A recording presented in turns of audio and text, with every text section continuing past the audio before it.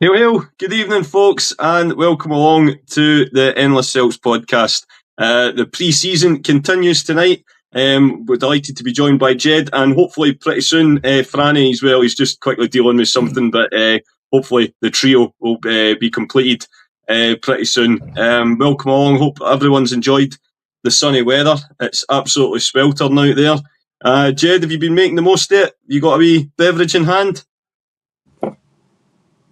No, no. I'm absolutely roasting it out. The sun's beating in the window. Got the blinds closed, and I've been working all day.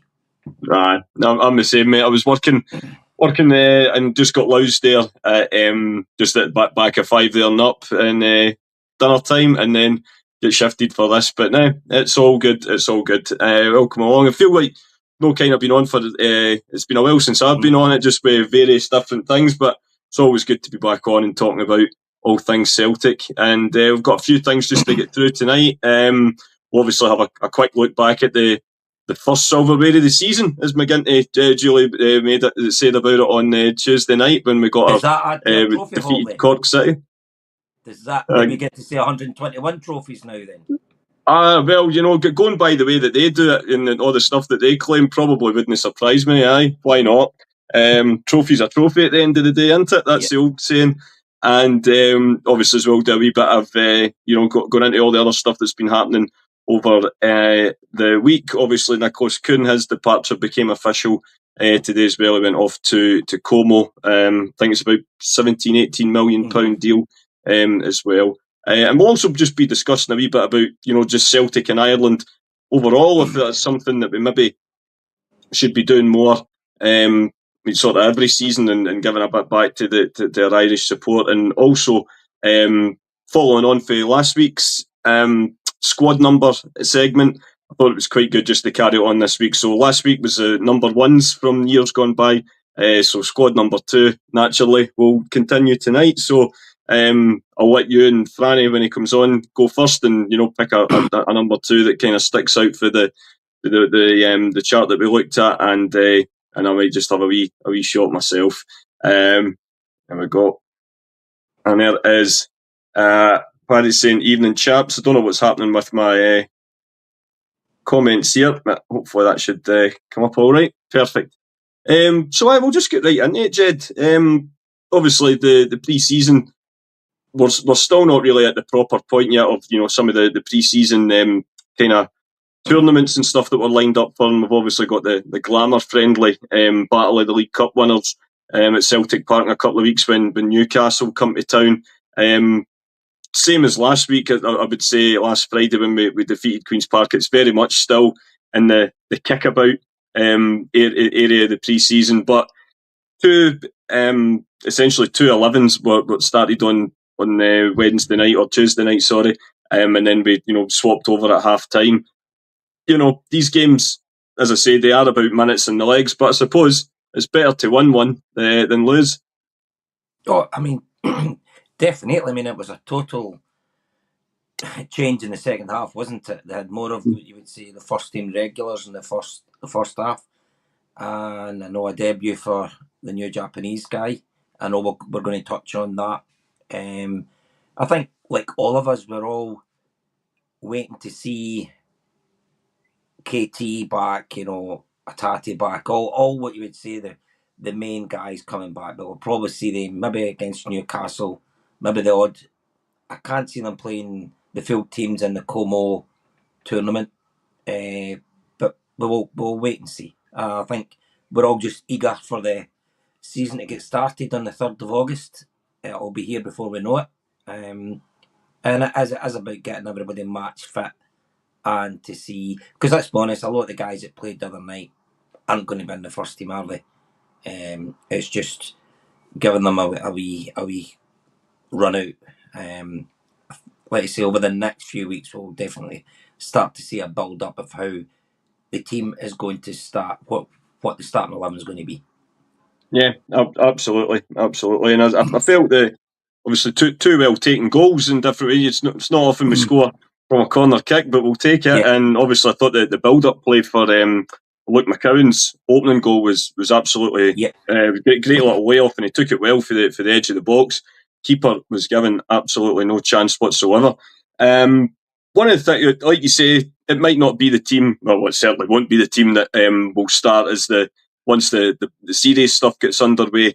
But a few of the new boys did make an appearance of sorts. We obviously had the switching of the goalkeepers at half time, but we also a debut was handed out to Inamura, he made his first start.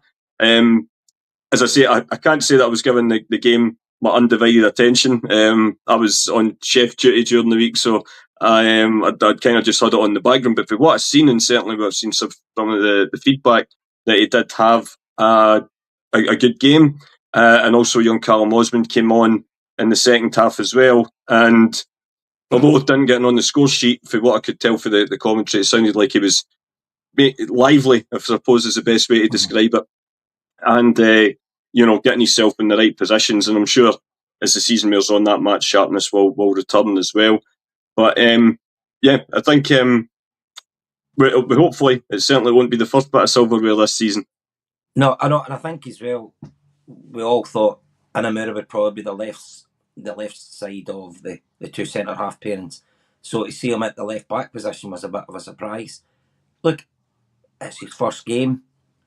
Yeah, you can take. I thought he did look very confident in the ball. I don't think he speaks any English, so it'll take him a wee while. So, as performance are your first game for a new club, I thought he done very well, and I think he took a lot of guys by surprise, including Brendan Rodgers. Because am I right in saying that Brendan Rodgers didn't think he would be near the first team, and now he's saying he will. Could that be the backup to Tierney? I don't know. We've only seen him for 45 minutes. We'll just need to wait and see. But if he's half as good as some of the Japanese signings we've had, we could be in for a treat. We have had a few dodgy ones as well, but I do think our strike rate has been pretty good going over to that market, and so we'll find out very soon if that's going to be the case or not. Yeah, I think that was one of the things that he sort of said, and I think Brendan had said about originally, I think the right post-match last week that he would go straight out on, he pretty much was looking like he would go out on loan, but I think he did say that post-match as well, didn't he, that he was surprised at just how sharp he was. I don't know what the calendar runs like in Japan, so how much how up to speed that he is, or kind of how further on he is in his fitness than the rest of the players. But I can only say from what I've seen that he handled it well. But I think, as we always say at this time of year, it is, they are, with the greatest of respect, they are a League of Ireland side. Yes, they are through their season, but I think it's safe to say we're going to get tested at a far higher level of opposition in due course.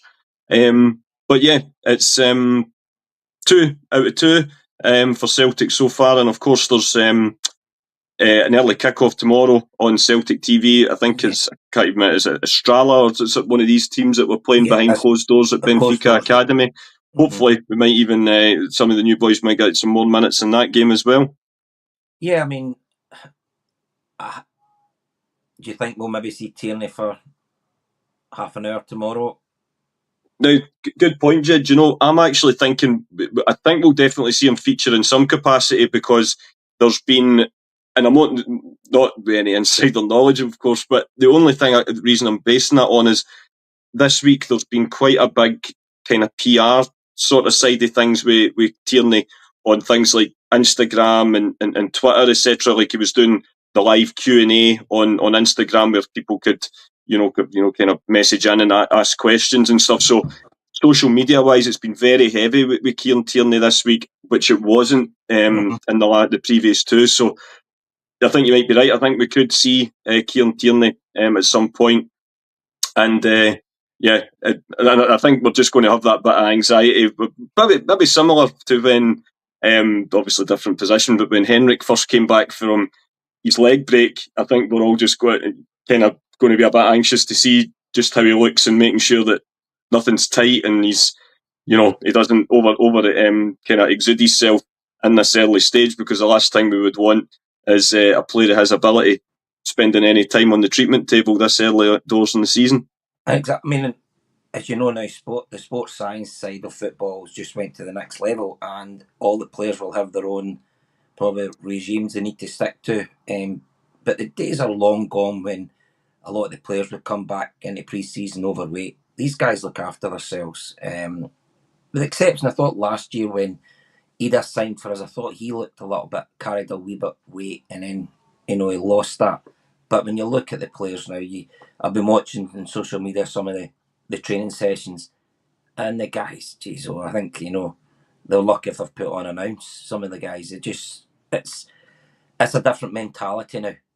For they're not going running up sand dunes and doing 10-mile runs. They're not. They're all given programs to stick to when they go.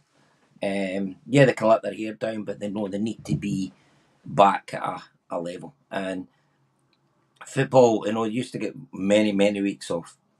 It's not that anymore. The club. Well, that's it. Essentially, they used to, the Scottish Cup finals traditionally used to be held a bit earlier on in May. I mean, we're practically into June sometimes with them now.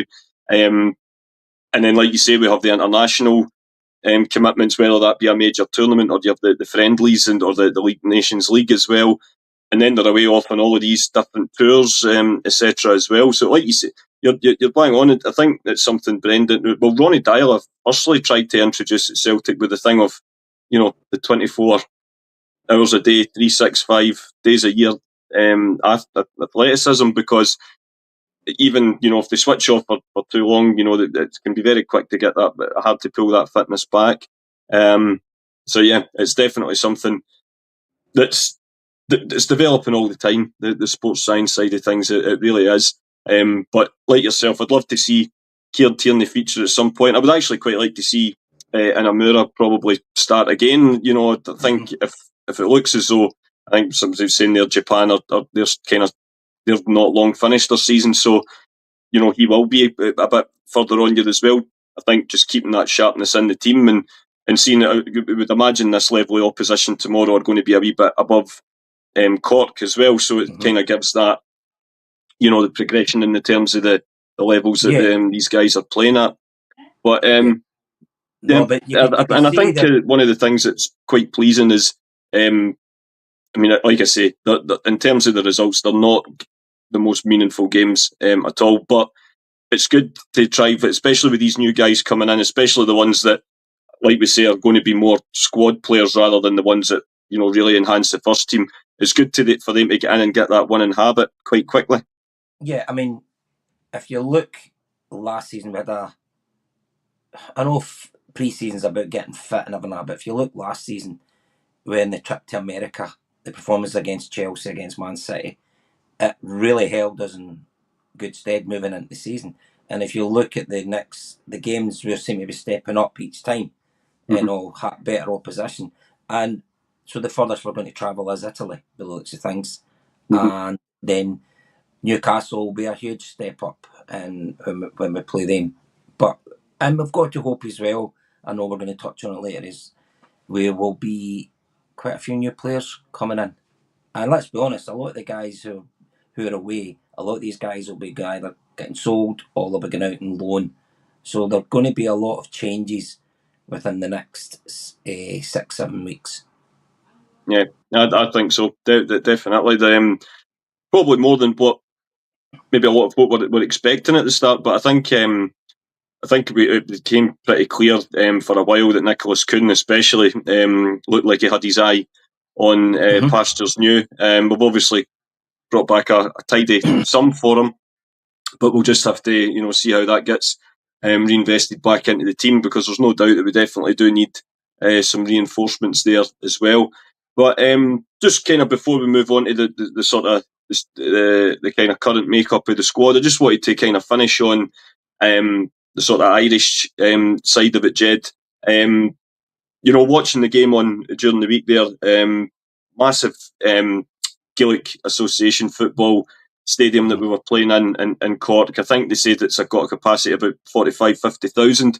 Maybe somebody in the chat can update me on that. But it certainly didn't look like there was much space in the crowd. It looked Celtic had a fantastic turnout. Obviously, people wanting to come along. It's an area of the world where there's a big sort of Celtic connection, and I know obviously, but back in the days of the old board when we were under the rule of the Kellys, who had massive family connections in Ireland, it was quite the given thing that Celtic, certainly in the kind of pre-post war era, would go over as guests every year and play a match in Ireland. That's sort of fell away with any kind of sort of regularity sort of post 1994.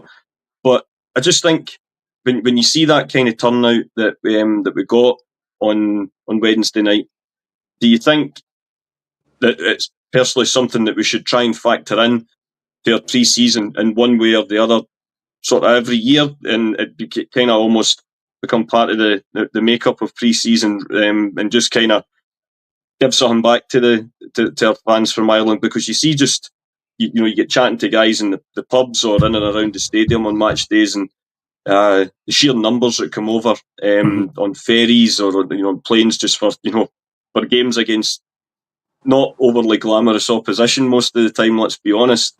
I just think it would actually be quite a good thing to make sure that bond always remains, because in this world now, when you've got the Premier League shown in every corner of the world, and kids have got lots of different ways of seeking their entertainment, I think that kind of connection that Celtic has with Ireland is quite unique, and I just think it wouldn't be the worst idea in the world to try and make sure that connection remains as time goes on. Oh, Anthony, definitely. I mean, I can go back a lot longer when, before the English Premiership exploded the way it did, we had a massive support in Ireland. We still have, but you could see now the English Premiership has the first, so maybe Celtic's a lot of Irish people's second club. But I do think even if we go, I do believe we should be doing that every year. We could be going to Sligo, we could be going to Cork. We've done Dublin. We could go to Galway. There are stadiums there that could do it, and I think it is a reward to the fans over there, but also to the fans here who there was thousands travelled over. Made a wee trip of it. Brilliant. The folk from the north were coming down as well, and it is a wee reward. Now, what the board will look at, if they get the chance to go for the more glamour friendlies where there's money involved, of course they're going to take that. But it's not. It's a short flight. It's not really an inconvenience to the players to do. I personally would like to see it every year. Yeah. Looking at when the match first got announced, my holidays don't start until a couple of weeks' time. But it's something that as my own boy's getting a wee bit older now, and if we'd have been off that week during the summer holidays, you maybe would have looked at maybe trying to see if you could get a cheap flight over, or just kind of experiencing something a bit different. I just think it's like you say, there's always going to be that one eye on the bigger teams. I'm sure the match against Newcastle, in terms of monies, will be more lucrative, and there might be a few more eyes on it. But I just think it's something that we should always strive to, like you say, try and make sure that bond stays alive as time goes on, because it's I just think it's such a special thing, and it should be really important that we maintain that over the years. So again, folks, I just want to say thanks again to everybody for tuning in. You'll have probably seen my big thumb try to get some of the comments up on the screen. We're having a bit of an issue trying to get them all up on the screen at the minute, so apologies for that. But we are we can see them. It's just trying to drag them over. Sorry, I can't see them, Anthony. Oh yeah, it's just obviously the usual guys and some newcomers as well, just getting involved, which is great, which we absolutely love to see. And as I say, I'm not looking the most technical at the minute with my finger trying to get it over onto the screen, but we'll keep at it and see if it sorts itself out. But thanks again to everybody for getting involved. We really do appreciate it. So Jed, we're talking about lucrative stuff, and kind of, when it comes to match fixtures. But, maybe if we had been off this week, we would have been, heading over to Ireland for a game and having a couple of pints. And of course, we could, when the teams came out on Wednesday, we were wearing our new home kit, which came out in May. Obviously, we've since released our new third kit as well, which I was surprised never got a run out. Of course, you could pre-order the new training gear that the boys were wearing pre-match until they changed into their new pre-match jersey, which you can now also get from the Superstore. And of course, for all our American cousins as well, even the week before that, we launched a brand new 4th of July range as well. So it's safe to say that there's plenty reason for getting rid of a few of your bucks in your wallet at the moment with the amount of merchandise that seems to be coming out.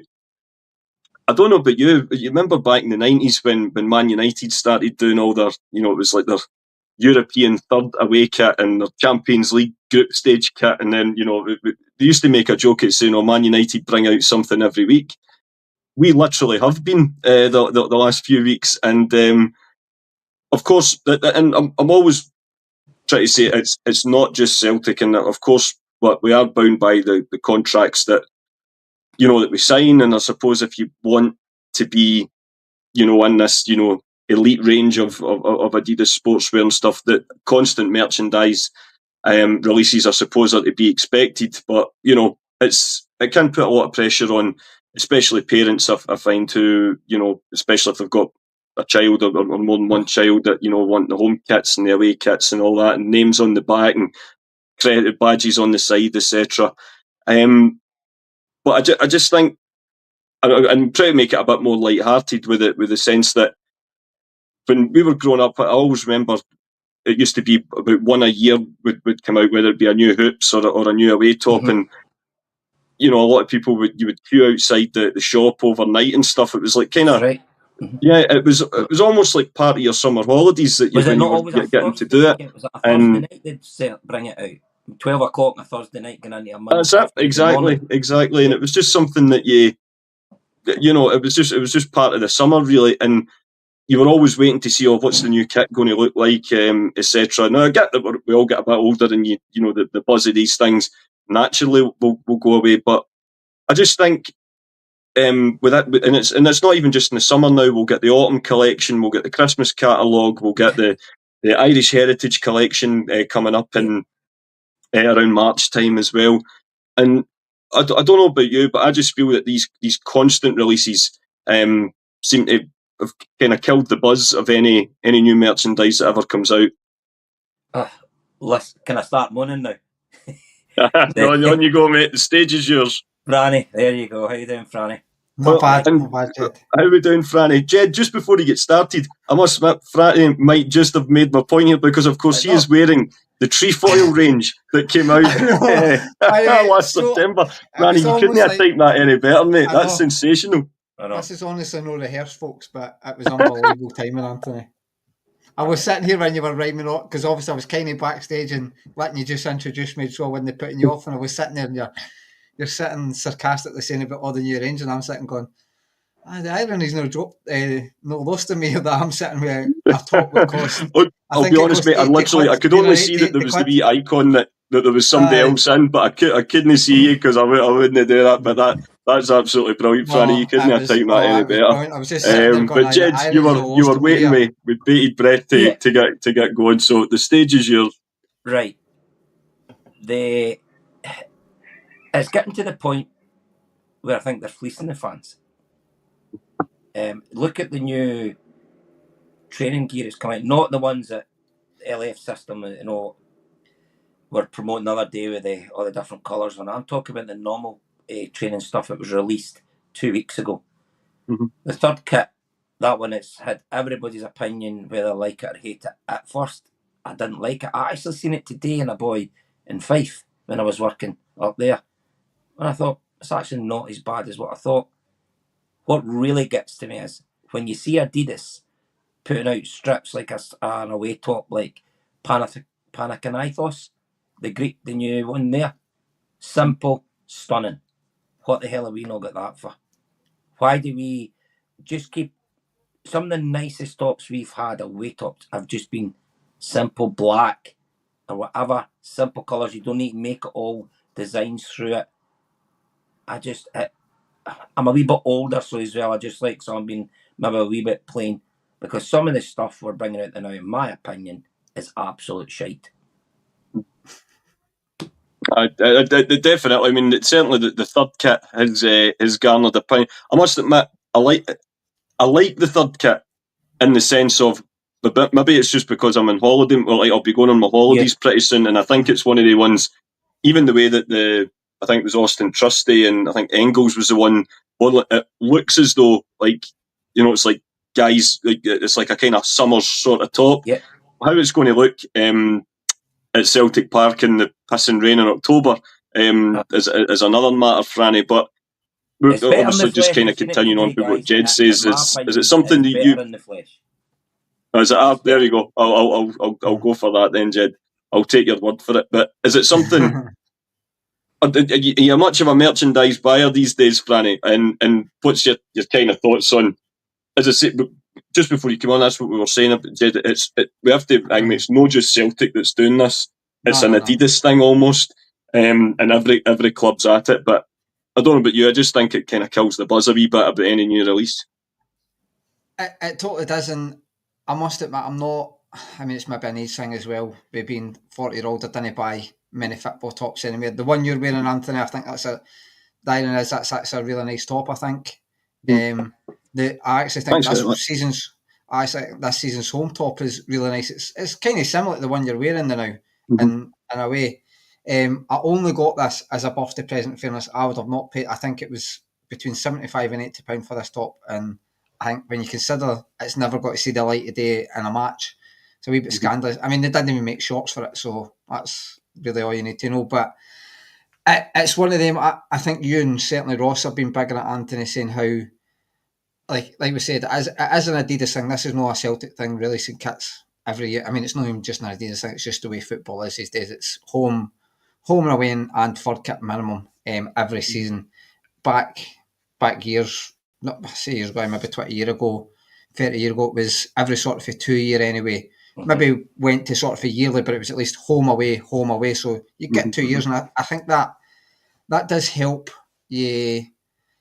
I think that builds up the excitement, because I can remember being a young lad and you knew when the kits were coming out, and my mum and dad would always tell me, I'm not getting it this year, I'm not getting it. But it was just that we think, keeping the surprise going, I guess.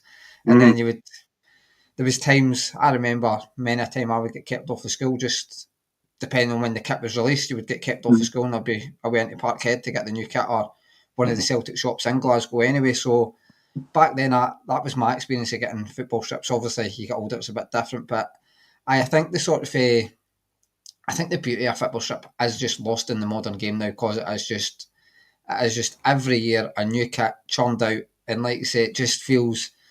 Adidas seemed a match made in heaven for Celtic, but as I say, they have made a few nice kits, some of the training stuff, but it's never really been like the third kit and things where you could be a wee bit out there. They've never really done something, I think, that you've went, that's brilliant. So it's just, I don't. Yeah, so I answer quick. I don't get excited about kits as much anymore, just because they're not rare anymore. I feel like it's not that thing. But I also didn't get the argument where folks say, "Oh, another kit." Nobody's really forcing you to buy it. But I get there might be pressure for young kids and stuff to get it. I understand that argument. And some folk feel pressurised to do it. What I would say is with certain folk that moan about it, I think the optics of it, where you're constantly asking, as much as I didn't like, I've been trying of late not to get total bogged down. I know you'll come on to the transfer window on that, Anthony, but folk are obviously upset that maybe it doesn't look like the board are going all out in the transfers, but yet they're take. Can we get this? Can we get money for this? Can we get money for this? You and Jed will know yourself. Obviously, I've not got my season ticket anymore, but you at least got a couple of cup games. You get none of that now in a season ticket. And even, what was the latest? Like, we're now doing interviews with players behind paywalls. I think the optics of it all don't look great for Celtic in that sense. So with the transfers, I can understand folk getting annoyed at that. I know it shouldn't kind of coincide with it, but I think just the optics of it, just a lot of folk have got a bit of issues with Celtic, and it's just anything they do, they'll just can sort of relate it to that, if that makes sense. So, guys, that's fine, Jed. I'll let you reply before we move on. If you look at the tops, right, the three tops, then you've got the new training gear, which I actually quite like the training gear, I'll be honest. I'll probably watch it myself or something like that. It's nice. You've got the American, the baseball style tops and the hoodies. We've now got the ones that LF System are promoting the other day. So you imagine you buy just one of them each. That's hundreds of pounds. Not even I've not actually looked, but I believe like that pre-match top's about £75. Yeah. Yep. I think so. I think it was John that had a look at it for us, wasn't he? He said it was about that. And the thing is, how often are we going to wait? Is it going to be pre-match for one game, a season? And then if it is going to be for the season, then what's the point of the training taps as well then? Do you know what I mean? Normally they train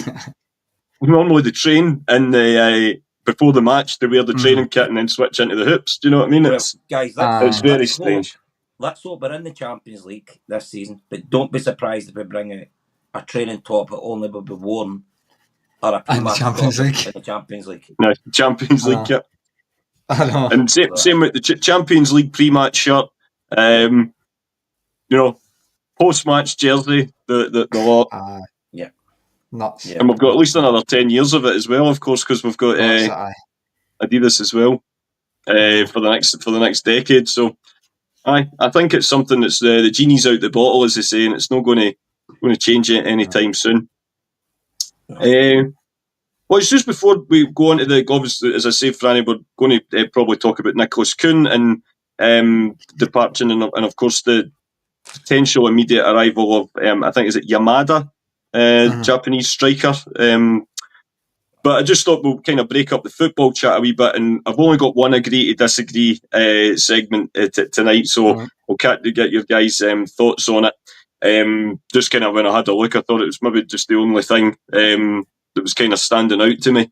But you know the premise. I'll make a statement, and you can either agree, strongly agree, or disagree, or strongly disagree. There's it's just to see where you guys are at with it. Yeah. So the statement tonight is this: next weekend, Daniel Dubois will defeat Alexander Usyk at Wembley Stadium to become the undisputed world heavyweight champion. I would go disagree, mate. I mean, it is that cliche with the heavyweights. He's got a puncher's chance. Dubois, he can take a punch. I wouldn't. He gave as good as he got in the first match. He's obviously the first fight, and he has came on since then, Dubois, but so's Usyk. I'm a big Fury fan, but he absolutely skilled Fury in the two fights, in fairness to him. Especially, I think Fury was better in the second fight, but Usyk just, the longer a fight goes on, the better it is for me for Usyk. He figures guys out. I don't think, like, you hear boxers and trainers saying they train for a fighter. I don't think Usyk does that. I think he just trains and then he'll work the fighter out when he's fighting him. I think he's just too clever. I think it's probably what a lot of the experts and the cliche thing. I think Dubois, being the bigger puncher, needs to take him out early, and if it goes, the longer it goes, the more it plays into Usyk for me. So I would disagree, but I don't. It's not that I don't give Dubois a chance. I didn't see how you beat Usyk, really. That's the problem. Oh, that's fair, mate. Absolutely fair. And what about yourself, Jed? Who you thinking's going to walk away with all the belts next week? Well, total opposite from Franny. I think Dubois is going to win. If you remember the first fight, they said it was a low blow. It wasn't a low blow. I just think he's learned from that. He's got stronger each fight. He's had, and I've just got a wee feeling he's going to do it next weekend. I'm actually looking forward to that. I'm all looking forward Saturday night. So yeah, I'll certainly be in the. I mean, I do like Usyk. I think he's been fantastic for boxing. Great ambassador. With everything that's going on in his homeland as well. So, but hopefully next week we'll see a new world champion. You just never know. You never know. I have to say, Jed, going swinging more towards agree on it as well. I don't know what it is. I don't know if it's maybe because all the kind of argument would be, Usyk's just that wee bit more experienced and stuff, and it's the same kind of arguments that I was making why I thought AJ was going to win at Wembley last year, and then Dubois, just knocked him into next week. I think we can all agree Usyk's a level or two above AJ, but I just feel it's still going the same way. But listen, Franny, you're also right in the sense that Usyk, if it could be, could be very easily Usyk wins it as well. But I just, like yourself, Jed, I've got a wee sneaky feeling that Dubois could do it. The fact that it's at Wembley as well, I think more of the crowd will be, with him as well. And I wonder if that might just sway it. But I'm looking forward to the fight. I think it'll be a great fight. And I think as well, Anthony, when you think about it, Usyk's not a natural heavyweight. No, he's not. You're right. And then moved up, so that's where you've got to give him the credit. It's been phenomenal, and I thought Fury would have beat him, and no chance. Usyk, I don't think he struggled, and he's obviously had moments in the heavyweight, but in the main, I don't think he struggled at that weight, which is testament to the game. I just think Dubois he's a different animal now. I don't disagree with that. But listen, if Usyk wins, would I be surprised? No. So that's it, very much so. Franny, I don't know if are you able to see the comments on the right hand side? Yes. Are you able to bring any of them up? I tell you what it is. Mine's like it's kind of locking every time I try and bring any up. So I just don't want people to think that we're ignoring them. There's obviously quite a few came down. Smell the Glove disagrees, and Smell the Glove saying also Usyk's too good. Maestro's obviously saying he's got a heart of lion. He definitely does that. AJ, big stiff dummy. Well, aye. And obviously Maestro again should be a good fight. And Smell the Glove saying Tony Bell, who calls him Usyk Thanos for a reason. I think it is. And that's a big shout. That's a big shout. That's a big shout. Yeah. Obviously, Ali's a format. Jeez, that is not where I was expecting that to go. Good up there with Cassius himself. Wow. The majority is going with Usyk, Anthony. There you go. That's just the way that this show can go on a Friday night. Yeah.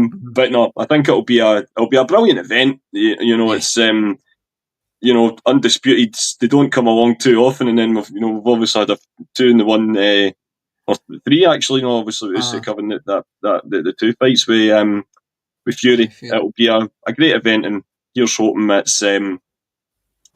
just lives up to the billing, I suppose.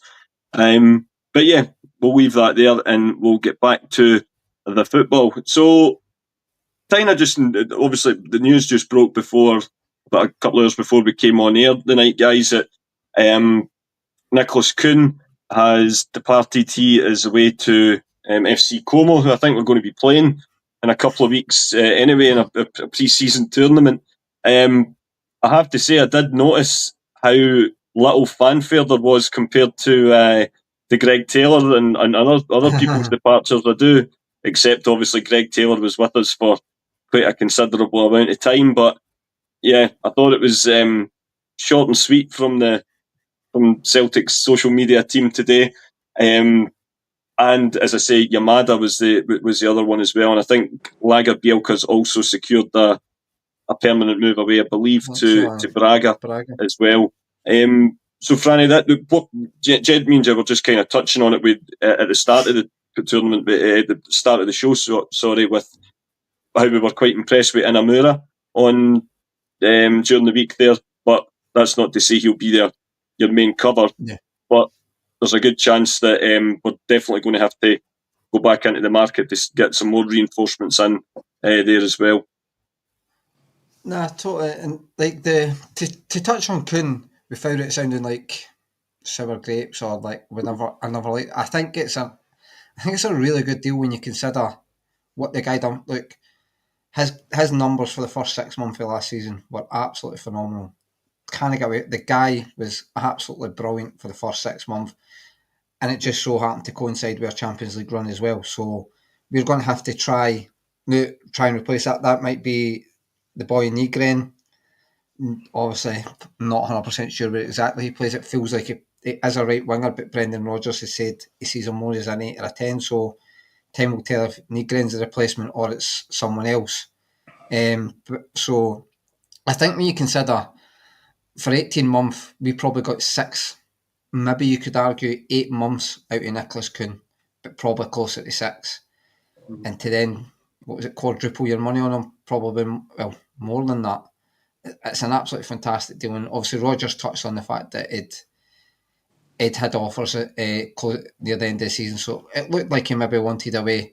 Of course, Como is not a bigger club than Celtic, but I think what we need to realise is Celtic isn't the be all and end all for these teams. Como, I believe, are kind of on the up in the sense that they've got rich owners and stuff like that. So I dare say his wages, his pocket's going to be a lot more compensated, if you like, with moving over there. And never been to Italy, but you hear a lot of that. I think Lake Como's probably a nice place to live in fairness, compared to some of the areas around about Glasgow.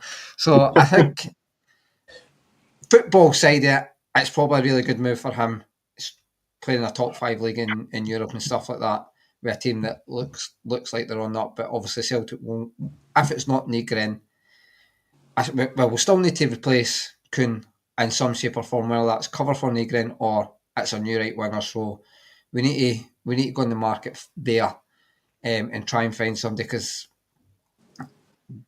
love him or hate him, Yang will give you if Kuhn had the heart and desire and effort that Yang had, we would have probably got a lot more than what we got for Kuhn. But the problem is Yang hasn't got even half the ability Kuhn's got. And when you consider what's Yang been here now 2 years, he's just not managed to do it now. So you need to move on for Yang. Forrest, I still think can contribute, but I don't think we can rely on him as much. It's just not fair to the laddie at the end of the day. So we need to go in at the market there to try and cover the wings. And by all accounts, with a lot of the rumours, it looks like Brendan Rodgers is going to go in for wingers, which maybe hints to Maeda being through the middle, which I'm totally fine with, but also not.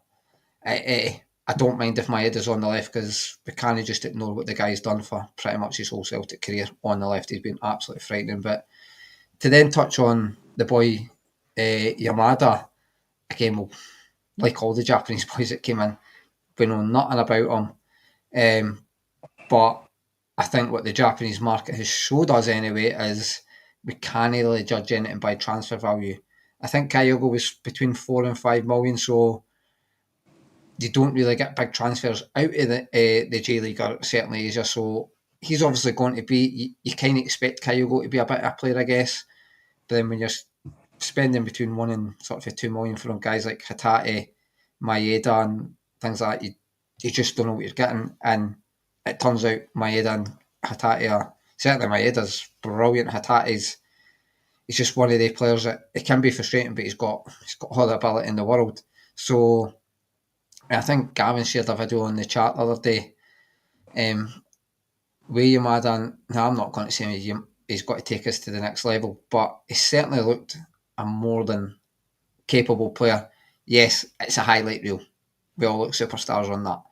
But you can only go by that. He looks to have good technique and a bit sharp, and he looks not obviously as fast or as technically gifted as Kyogo, but he seemed to show similar traits, but he looks stronger than Kyogo. So I guess it's just got to be, it's the unknown with the Asian market. He could be good in that. I think what we need to look at is obviously your guys like Hatate and Maeda and Kyogo. They all managed to cope well enough in the Champions League. Equally, I'm willing to accept that your Kobayashis of the world, your Ideguchis, Awata to a lesser extent, didn't work out. And if you want to go further back, your Deweys and Koki Mizunos of the world didn't work out. But let's be honest, they were more signed, I think, to try and sell jerseys on the back of, I know Dewey was Chinese, but I think it was off the back of the success in Nakamura, just try to keep that going. So I think I don't think we can read. Personally, I'm not going to read too much into the transfer fee for the boy Yamada until he's in the door and see how Rodgers wants to fit him in the team. And I think as well, when I know I get kind of bogged down, me and Stephen, although I've camped down a wee bit and want us to, I still want us to try and go to your Engels and either sort of level of transfer fees. I think we need to normalise that as a fan base, that type of fee. Not saying every guy has to be 10 million as a bog standard, but don't be scared to spend that money, and then don't judge a player on that value, if that makes sense, and say, oh, well, we expect, because you look at your Maedas, your Hatatis, your O'Reillys, didn't cost 2 million. Then you look at Engels and Ida, and folk will argue they've not been as good. So that's where I kind of sympathise sometimes with the board. It's they're damned if they do and damned if they don't. I mean, there was you made that point as well, Franny, about, I mean, I'd say I'm not on Twitter anymore, but there was Isaacson. A big outcry about some player that was potentially linked at 3 million, yes. And there was, what shall we say, that was not met with a great deal of kind of, happiness. We're going back to projects, that's what it was essentially. That was it, back to projects. But then when it came out that he was potentially going somewhere for 9 million, that was, then it was going, why would no spending the money on? So, yeah. There are definitely people that get fixated on fees. I think that's pretty clear for all to see. But Jed, you've been keeping your counsel there, so I will let you have the floor. I know you've got plenty that you want to be cracking on with regards to the transfers. But in terms of your thoughts on Nicholas Kuhn as well, that Franny's come on with, and I know we kind of briefly touched on Yamada at the start, but just kind of your thoughts on that. And any of the other potential arrivals or departures as well.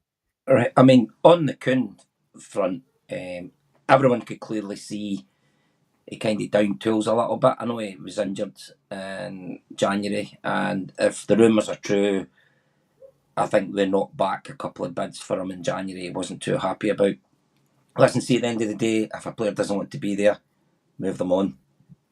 But also as well, when we sign these players from Europe or wherever, we're signing on the promise that, listen, come put yourself in the shop window, and if an offer comes in that we find is acceptable, we will let you move on. So for signing them for £3 million to go with a minimum of 16.5 plus add-ons, we can't really complain. Let's just hope we use that money to strengthen the squad. Because let's be honest, guys, here I go. At this precise moment, our squad is weaker than what it was this time last year. I don't disagree. And if you look, this time last year, it was weaker than what it was the year before. We've actually went backwards, in my opinion, in some of the transfer activity. Now, I'm agreeing with Franny. I'm not expecting us to go out and spending £8 million in players and things like that. I was wanting the transfers done earlier, and I know in their chat, yourself, Anthony, and Ross were sticking up for the club a bit more than what I was. We have a Champions League qualifier coming up. These guys need to be in. They need to know the system. They need to get used to their teammates. We haven't done this. And that is my major bugbear. We are sitting here, before even that, we signed one player with the sell-on clauses we had in place from Frimpong, etc. The money we've made already, excluding even the Kuhn transfer, we've only spent a fraction of that. We have to show the fans that we are, including yourself, Anthony, we are putting our money in the thousands and thousands of people who are season ticket holders, and even the guys that are not season ticket holders are buying the merchandise. I just want the club to go out and take a chance. We can take a chance without putting the club in financial bother. We paid a £6 million corporation tax bill there. We could have done without. We could have actually got away without paying that if they had reinvested it into stadium reconstruction, whether that be doing it up and so on. So we were taxed to the hilt on the profits. But if we reinvested that money within other areas of the club, we would have been fine and we would have had a less corporation tax bill. Come on, the board need to get their act together. We, as a club, deserve to be moving on to the next level. Now, I had a good chat with Bridle. He's a customer and he's on another Celtic chat podcast. And he made a very good point to me yesterday where he says, look, Rangers have to bring players in because they've got Champions League qualifiers long before us. So that's fine. My argument was I wanted the players in settled. I don't want us to get in trying to sign a player a week or a day before we're going to play in the Champions League qualifier. Or the board saying, no, we'll wait to see if we qualify, then we'll go out and get players. Let's show a little ambition. Let's do it, because if we do and it comes off, we're going to make even more money anyway. It's like 40 million they're saying this season, like kind of as a down payment for getting into the group stage. But I mean, we're sitting there. Can I ask you, Stu? Do you think our club, our squad is weaker than what it was this time last year? I would say that at this exact moment, it will be, especially with the fact that Kuhn's away now officially as well.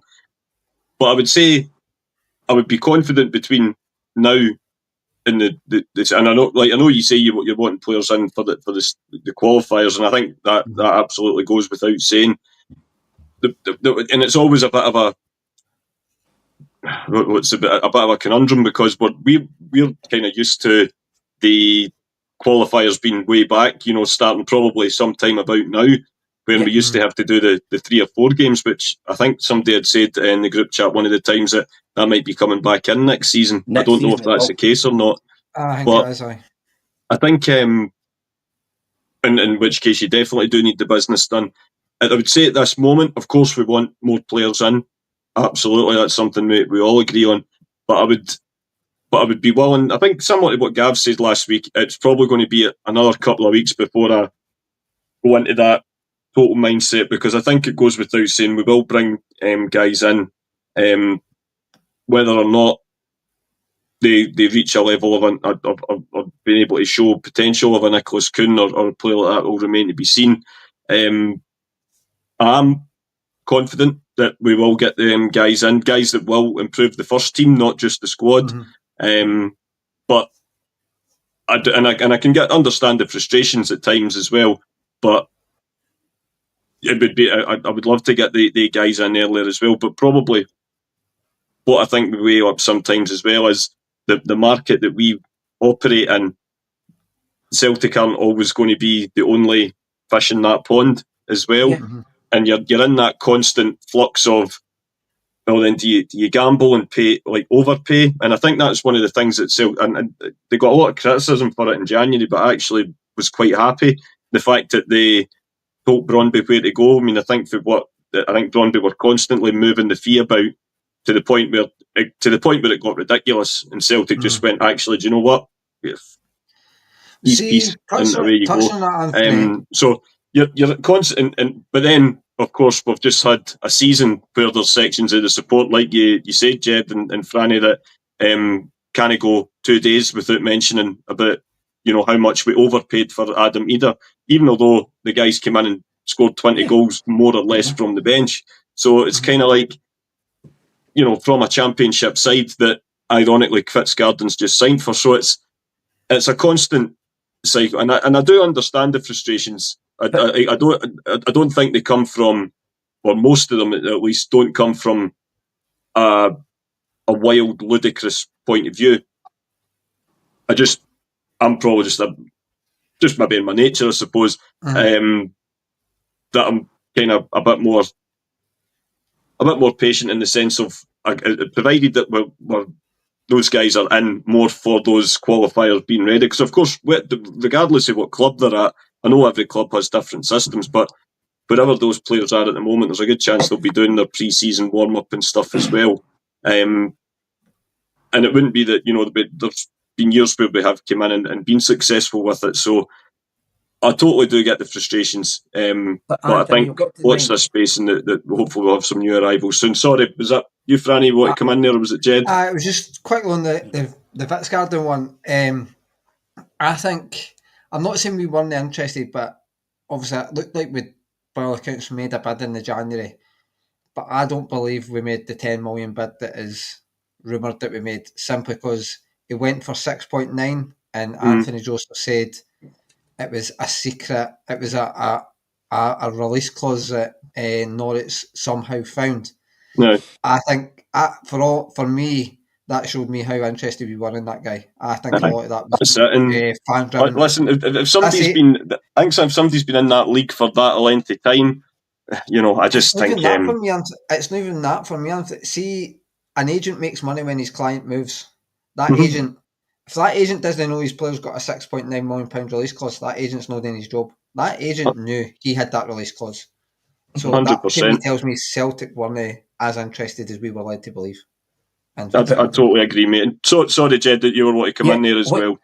What I've said to you since I started coming on the podcast, it doesn't matter if you spend 100,000 or 10 million on a player. It doesn't guarantee anything. You have got to hope with all signings they are going to turn out to be a success. And what I do like, and I've touched on this before as well, I do like the idea of going to get loans with the option to buy. It has worked for us very well in the past. So it lets us see, and then we've ended up paying the 6 million for Carter Vickers and Jota, I think, was it 7 million or 6 million we paid for him the first time around. So there are players out there. I just wish the club would just show a lot. Me looking in, I personally think we are not showing enough ambition at the moment. Well, absolutely, mate. I don't know what the rest of what the people watching, what if they agree or disagree. I would like to know. Bit mixed, Jed. Bit mixed. As it always is. That's what it's all about. Opinions, and I'm sure it won't be the last we talk about the transfer market before even the beginning of the season, shall we say? But just to kind of round off, boys, we've got just following on the segment that McGinty started last week.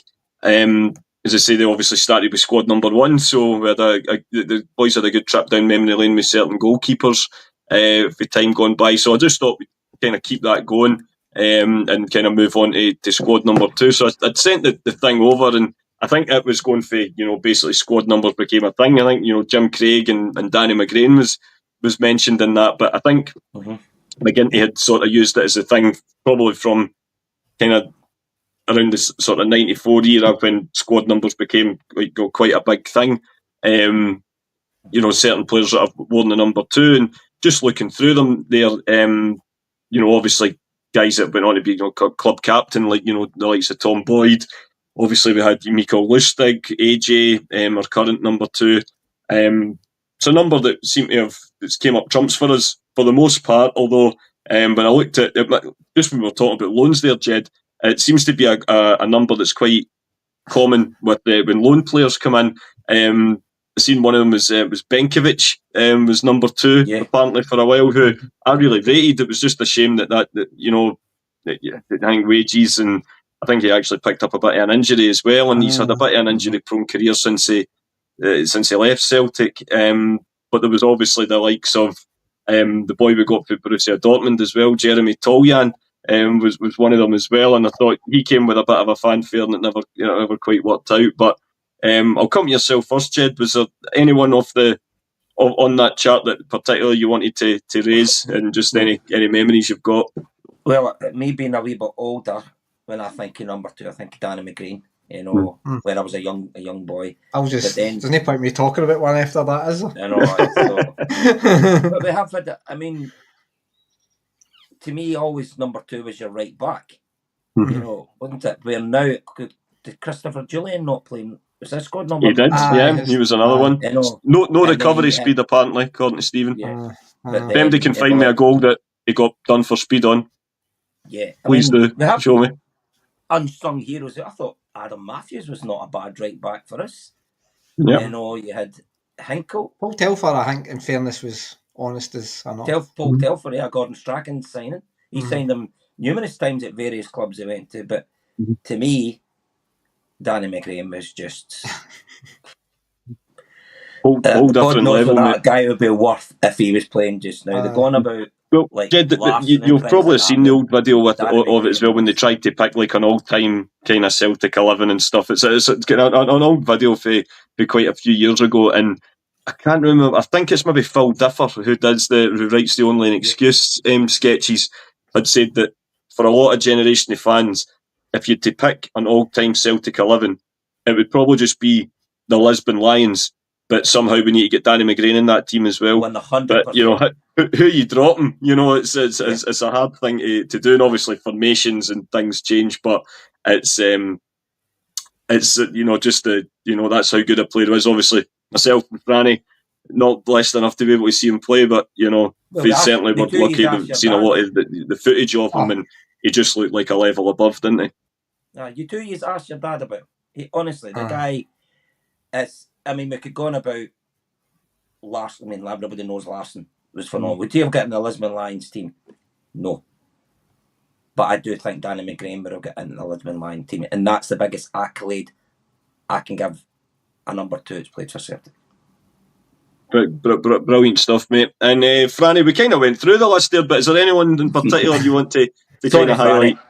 No, sorry. No, in fairness, let's be honest, you're not going to, like you say, Anthony, as much as we've never seen him in the flesh, you're not going to get better than Danny McGrain. And just to, if me and Anthony are asking our dads, Jed, we'll need to drag them out the chapel. I think the two of them are competing to see who can be the best Catholic down at Paul's Chapel right now. It's nuts. It's nuts. No, I think what it is, they're getting closer to that age than the one the phone to Brody's Undertaker. So they're trying to get themselves a deal. Making sure they're getting a gig. But no, I mean, it's funny you mentioned the boy Toljan, Anthony, because I had my season ticket when he was in. Like I say, he came with a wee bit of fanfare, Borussia Dortmund. I think he had I might be wrong, folk might correct me. I think he had certainly been capped very recently for Germany, and his caps had been so he came with a bit of hype behind him.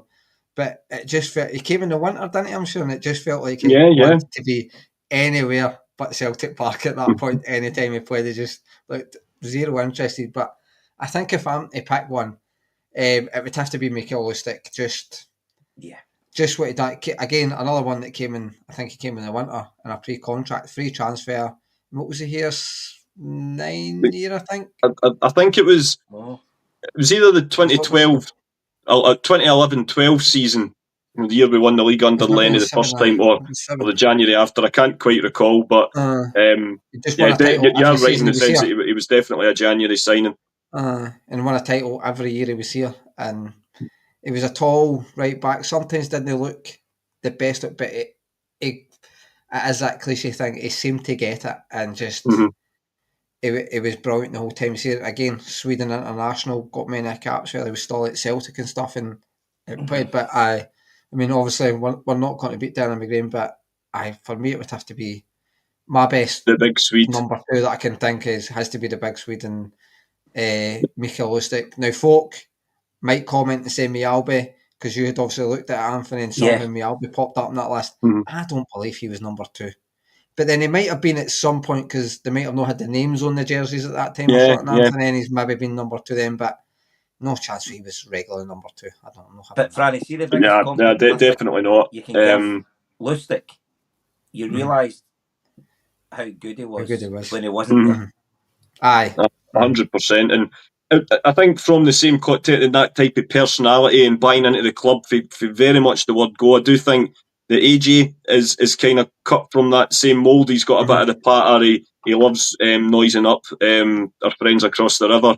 But I just think, I think still the big Swede, I do totally get it. I appreciate it. He's probably the best of the last few years. He's still probably number 1 in that sense. But I think there was a couple of people that just brought up the one that I wanted to bring up, because it sort of reminds me of the time, the kind of Gordon Strachan era.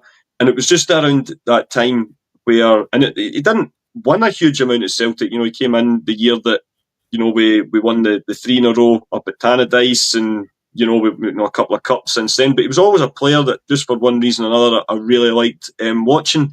I believe it was Stuttgart we bought him from, and it was in that January window when we just, it didn't matter who it was, we just needed to sign a right back, and lo and behold, is it Peach Prime, as said there, is Andy Hinkle, and again, quite an unassuming type of player. I can't remember. It was somebody. I can't remember who it was. It was at Celtic Park one of the times, and they actually went, "If he plays right back the way that Andy Tom played up front, just naturally good at football, like without being anything absolutely out of this world kind of way." And I do get what it means. Epitomised a German, eh? Sorry. Yeah, epitomised a German. Oh, definitely, and. I did quite like the way as well that he got under the skin of Walter Smith. He made some kind of comment about, and it ended up being that we went on to win the league that season, which was great.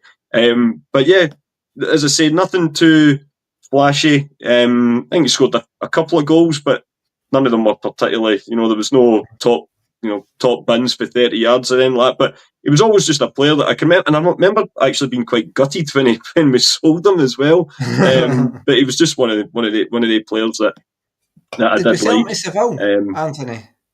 Yeah. Or did we get him for Seville? No, we got P. McLaughlin saying, did we get him for Seville? I thought it was Stuttgart as well, unless we sold him to Stuttgart. I can't remember. Possibly, that's maybe where it's happened. Yeah, I could, if we've signed him from Sevilla and he's went to Stuttgart, or we've signed him for Stuttgart and he's went to Sevilla. But Sevilla definitely did feature as well. The person message was bang on there, and but yeah, so that is a bit of a rundown. I'm just trying to think if there's been any other good ones over there. There's obviously. Perhaps short and sweet in a little bit of the way that Nicholas Kuhn was as well, but we did like Fireball himself, Mr. Juranovic, great wee player. He went on and had I think he was quite symbolic of that first season under Ange, when we brought the title back, that kind of gutsy, we never stop attitude. He then went to the World Cup and, absolutely lit the stage up.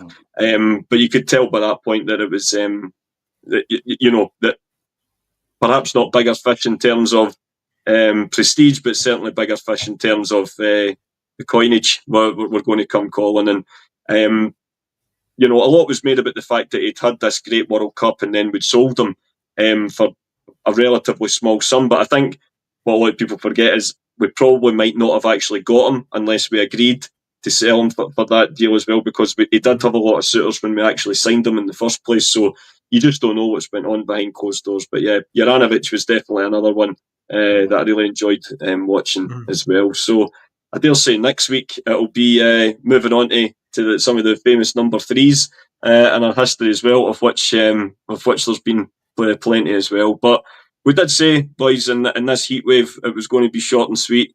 But I think we've managed to get through quite a fair bit there. So have you enjoyed it? I feel like it's been ages since I've been on an actual show with you. No, I've enjoyed it. I know it was on late, but me and Lynn had discussions about that, shall we say? Aye, absolutely. My wonderful one was I've came to visit as well, so I was like that. Just going up. I need to do this tonight. We need to spread the word of Celtic to the masses. But it says it won't be the duration of a Marvel film, put it that way. What about yourself, Jed? It's been great being back on me again. It feels like it's been ages since I've been on with you. I actually think the last time we were on together was the January transfer window night. It must just be us and transfers. This must be written in the stars.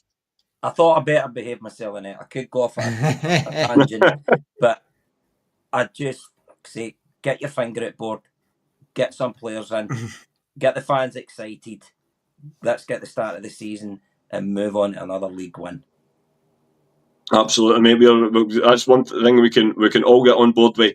But Peter Lawwell, the GT, has spoken, so get the purse strings opened and get us some new arrivals in for us to chat about in the group chat. But thanks again to everybody as well for tuning in. Appreciate it's been quite a steady audience all night. Appreciate that there's it's nice and sunny outside, but hopefully you've enjoyed us with a wee beer or two, and obviously it'll be available to rewatch on YouTube as well. But thanks again, folk. Enjoy the weekend. Enjoy the match tomorrow. and the boys will be back next Friday for the continuation of the pre-season build-up. Thanks again, and hail, hail. Thanks.